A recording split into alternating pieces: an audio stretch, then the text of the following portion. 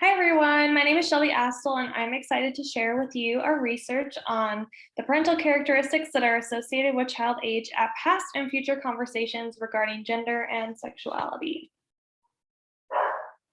Parent-child sexual communication, abbreviated in this presentation as PCSC, just means caregivers talking to children about different sexual topics. Talking with children about gender, identity, and sexual orientation at young ages can help promote acceptance of diversity, challenge heteronormativity and cisnormativity, and help children understand their own identities as they develop. In fact, PCSC experts suggest talking with kids about gender and sexual orientation starting in preschool and earlier. However, we don't have a lot of research that looks at the ages of PCSC about gender and sexual identity topics and what factors would contribute to earlier PCSC on these topics, especially since experts are suggesting that parents start early. The theory that guides this study is the theory of planned behavior, which posits that our attitudes about a behavior, the norm, so what do we feel like other people around us would approve of, and then self-efficacy towards the behavior predict our intentions, which then predict our behavior. So since we are looking at intentions of both behavior of talking to children about sex in the past and then intentions to do so, and the ages around these, we decided it would be important to include our parents' attitudes, norms, and self-efficacy as predictors in our model. So the overall aim of this study was to explore what parent characteristics are associated with ages of past PCSC and intended future PCSC on gender and sexual identity topics. So we asked 561 parents of an oldest child between the ages of 6 and 11 to complete an online survey. Our sample ended up being primarily white, female, and heterosexual, and well-educated, with about 60% completing at least some college, and then higher SES with making the median household income $55,000 to $99,000 a year. A little bit over half of children were boys, and on average, they were 7.5 years old. We asked parents to report about their conversation with their kids on 4 main topics: gender identity, sexual orientation, same-sex sexual behaviors, and sexual behaviors other than penile vaginal intercourse, like oral and anal sex. We asked parents about the child's age at past parent-child sexual communication. So how old was your child when you first talked to them about these 4 topics, ranging from 0 to 11 years old on a continuous scale. We also asked about their intended age at future PCSC with the question, at what age do you plan to start a conversation with your child about the following specific topics? And we gave them 5 categories of ages to select from. We also asked them about components of the theory of planned behavior I mentioned: attitudes, norms, and self-efficacy. 2 attitudes we asked about. The first one was perceived responsibility of PCSC, which just means, do parents believe that it's their job to talk to their kids about sex, with higher scores reflecting a stronger belief that it is parents' job to talk to their kids about sex. Perceived outcomes of PCSC was the second attitude we measured, and this involved parents' beliefs as to whether, if they talk to their kids about sex, good things will happen. So things like, if I talk to my child about the values about sex, my child would be more likely to make good decisions about sex.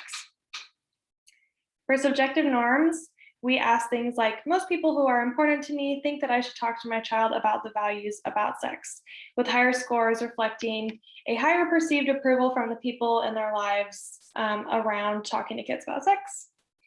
And we asked about their perceived self-efficacy, things like, I feel comfortable talking to my child about sex topics. We also asked about a few other parent characteristics and controlled for them in our model. We asked about their sexual attitudes, with higher scores reflecting more permissive attitudes, which means that they were more accepting of things like premarital sex, queer identities, and things like abortion.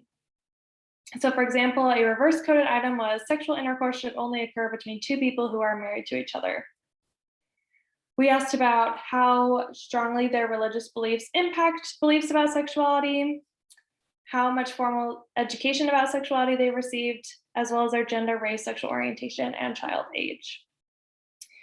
So let's dive into the results with some descriptives. We found, looking at conversations with children that have already happened, we found that about 43% of parents had already discussed gender identity, about 53% had already discussed sexual orientation, 17% had already discussed same-sex sexual behaviors, and around 3% had discussed sexual behaviors other than penile vaginal intercourse.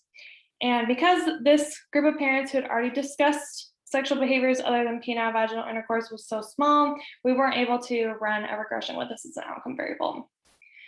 When we looked at how old children were when parents were discussing these topics, it was between 6 and 7 years old, with more variance happening for the conversations that included behaviors.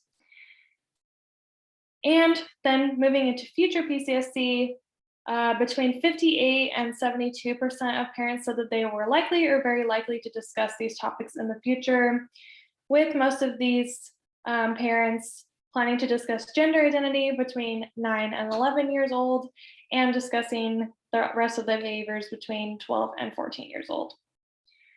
We wanted to see what variables or characteristics were associated with both age at past PCSC and future PCSC.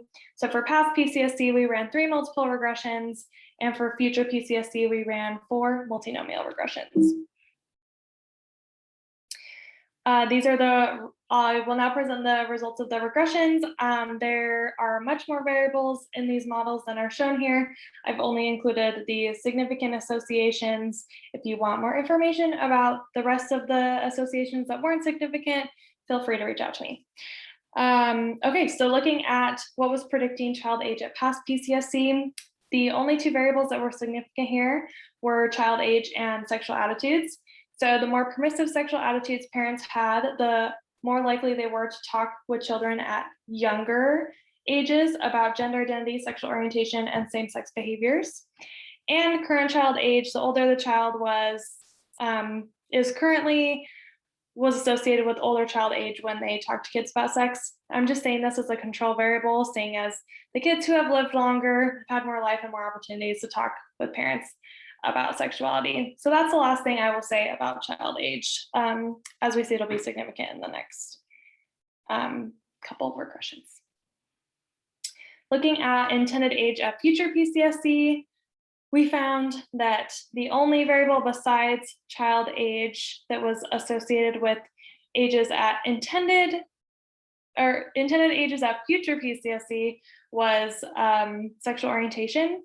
So parents who identified as lesbian, gay, bisexual, queer, pansexual, or asexual, abbreviated as LGBTQA, and making up about 14% of our sample, these parents were more likely to talk to their children about gender identity and sexual orientation at younger ages.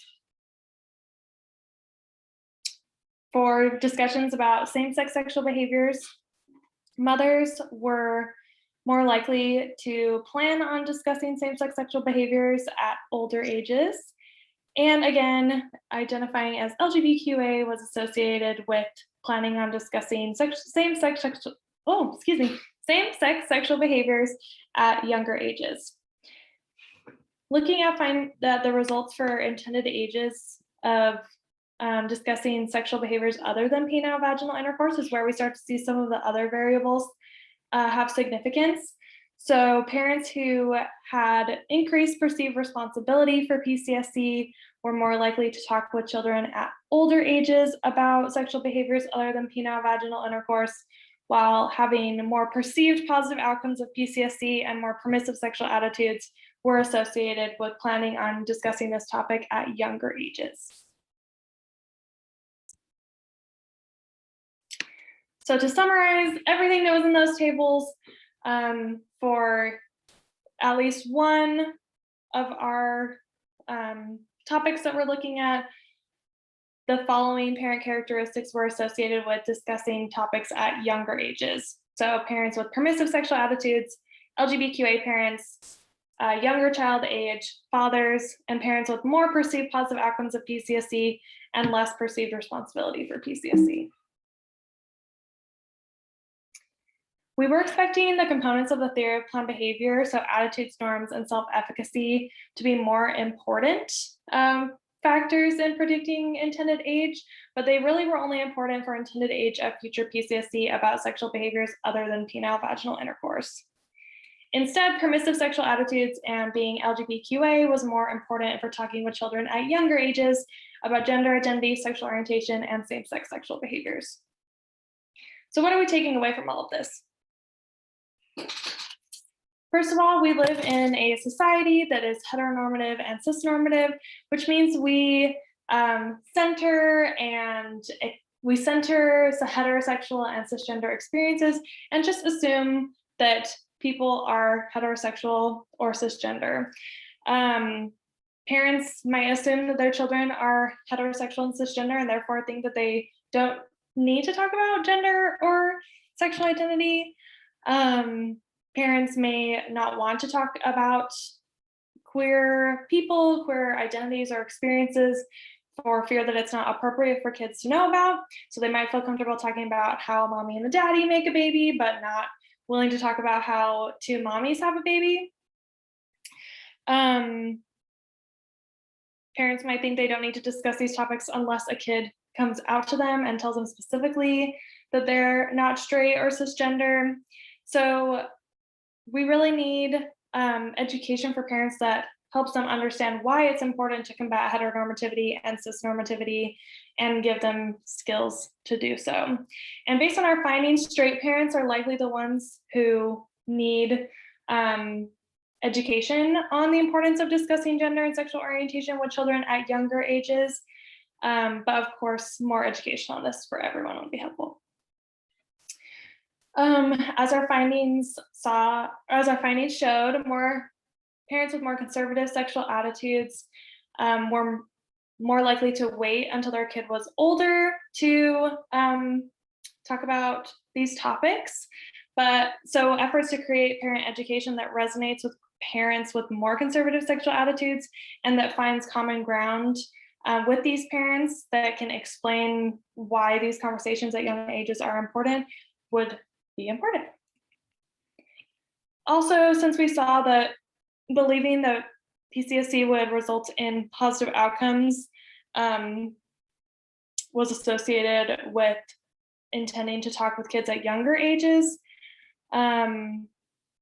specifically about sexual behaviors other than penile vaginal intercourse, interventions or education that can help parents understand the positive outcomes of PCSE may help them feel more confident in discussing difficult topics like oral and anal sex with their children before age 15.